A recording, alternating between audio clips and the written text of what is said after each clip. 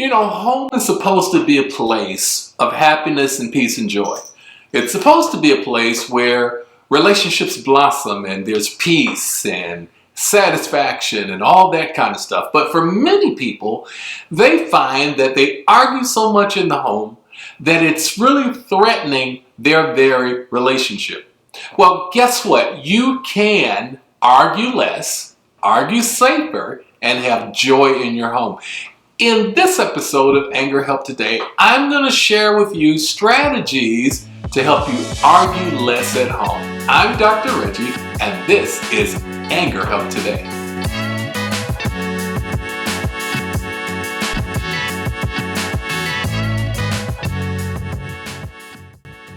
Hey, welcome back to the episode. Make sure you like, share, subscribe, and do hit that bell notification so that you're notified every time new content is loaded. I am excited about this video because I work with so many people, singles and couples, those who are married and those who are dating or just living together, who struggle so much with arguing. And they find that arguments that they're having is actually pulling at the very core of their relationship. I've seen so many people, particularly over the last 3 years of this awful pandemic, who have allowed their anger to develop into bitterness, and now bitterness has brought brokenness and their relationship is no more, or their level of intimacy emotionally and all of that is just not what it used to be. Well, in this episode, I want to talk to you about ways that you can reduce anger at home. I want to give you 6 tips in this video because everyone gets angry sometimes. That's just a fact of life.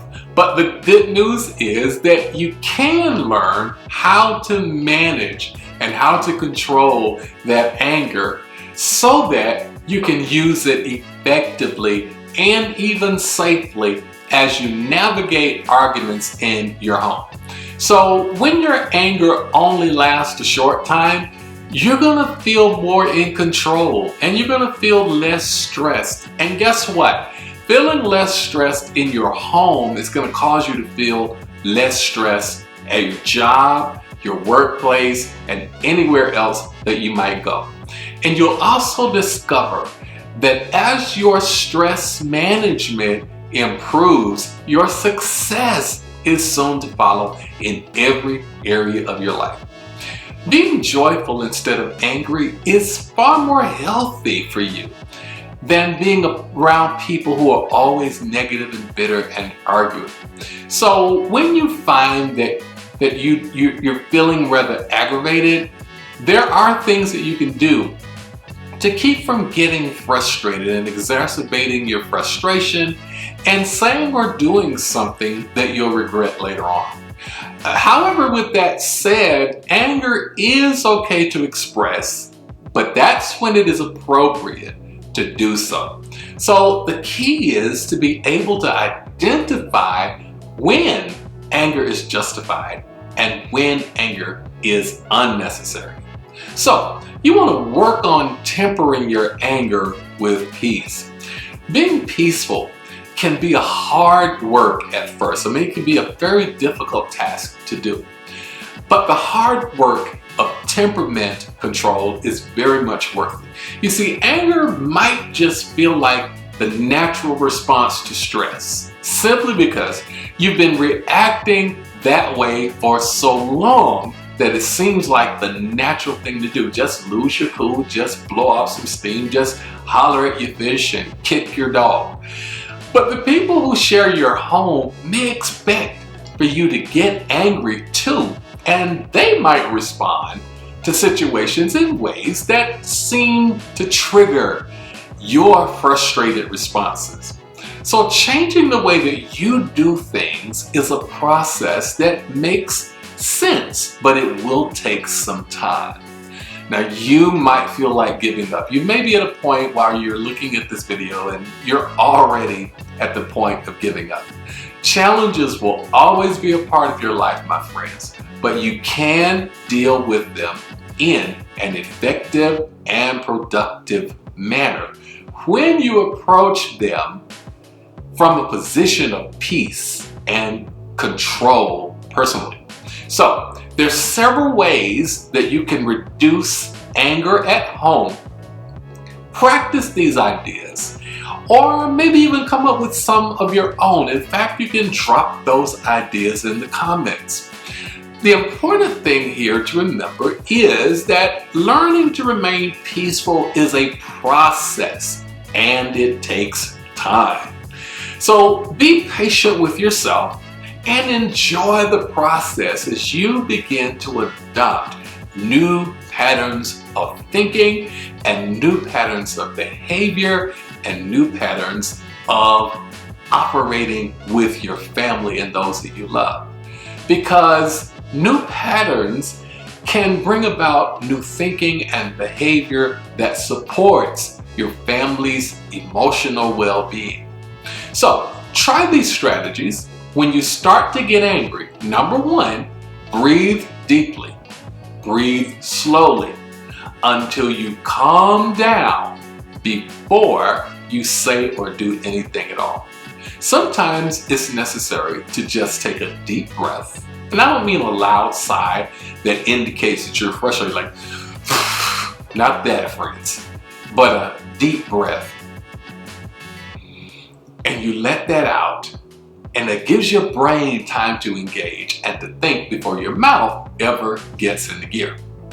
Here's number two. Think about the things that you love about a person instead of what makes you angry about that person.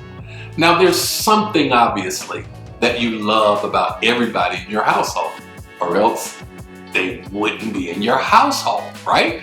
So you think about those positive things, those positive attributes and aspects about the people that you live with and that you love in your household. What's good about your spouse? What I hear you saying, nothing. No, come on. There's something good and great about everybody. I love to say, even a broken clock is right at least 2 times a day, right? So there's something good and something great about everybody, but you have to concentrate when you're angry on the positive side of life. And thirdly, talk things over with that person instead of telling them what they will do and what they must do. Learning to communicate and talk things over with your family member or whomever you're having a disagreement with is vital. Don't tell people what to do. Don't demand or command or give ultimatums, but learn to talk things over with the person and do that instead of telling them it's gonna be this way, it must be this way, all right? Here's number 4.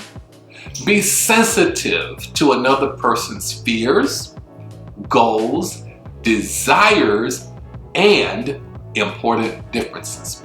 When you're angry, you lose brain power.